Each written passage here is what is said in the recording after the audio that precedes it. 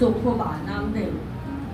मराठी संत वाङ्मयात स्त्रियांचा समावेश फार मोठ्या संख्येनं नाही आणि तसा तो असणंही शक्य नाही. पण 12व्या शतकाच्या उत्तरार्धात महदंबेपासून ते 16व्या शतकापर्यंत समर्थांच्या शिष्या वेणाबाई अशा काही महत्त्वाच्या स्त्री संत आपल्याला दिसून येतात.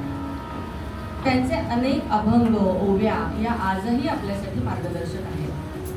मग तरीही त्याही रखुमाईसारख्याच थोड्याशा उपेक्षित आहेत का?